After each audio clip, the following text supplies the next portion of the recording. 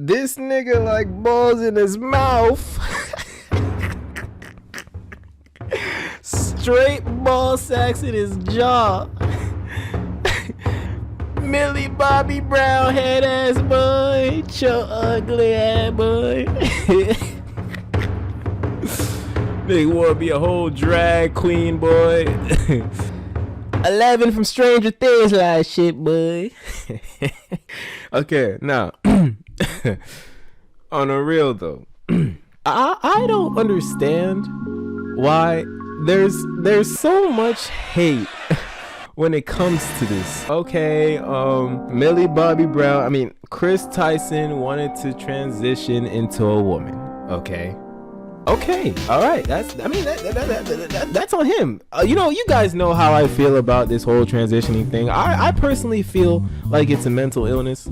I personally feel like if you do this, you definitely have some sort of gender dysphoria, or you've had gender dysphoria in the past, and it still hasn't been resolved. And it also sucks because I'm pretty sure we can all acknowledge that before Chris did his whole transitioning thing, he was actually a pretty nice, well-groomed, very handsome looking man, very handsome, masculine looking man, and now he just wants to look like a grown ass little girl. Yes, a grown ass little girl. Like, how ironic is that? I personally don't think Chris is a bad person. I really don't, you know, but nigga needs help. I'm gonna keep it real.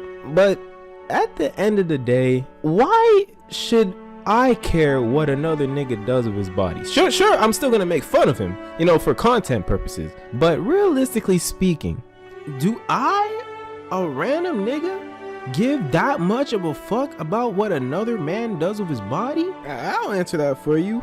No. Sure, I'll criticize you at times. You know, sure, I'll call you a freaking retard. Sure, I'll make fun of you, but I'm not about to write me a whole damn essay on why you should change back. Everyone can have their beliefs, right? Sure, you can maybe, like, you know, say something like, oh, I really hope that whatever you're dealing with or whatever mental issue you're going through gets resolved in an instant, you know, for your sake, you know, for your family's sake, you know, for your kid's sake, especially for your kid's sake, because I'm telling you, that kid is going to get bullied. But like let's not act like we should give two fucks. Like, maybe we can give one fuck, or maybe a half a fuck, but let's not give two fucks. So what if his son starts to act all feminine and dress all feminine at age 4 because of his daddy's ideology of, oh, you can be whatever you want, whenever you want. Nobody should change you. Love who you are. It's not like the child can develop confusion and gender dysphoria because you're teaching it sexuality at a young age, because that's typically what happens when transgenders decide to have kids and start to push their ideologies onto their kids. It's not like he ruined his family because he decided to make such a decision like this one after the child was born instead of prior to, before he made the decision to put his meat inside of his ex-wife. So you can, you know, maybe alleviate any potential risk for the kid not being able to live a sustaining life. You know, it doesn't matter, you know what I'm saying? Who cares? Chris by no means is doing this for anybody else but himself. By no means is this affecting his ex-wife or his child in any way, shape, or form.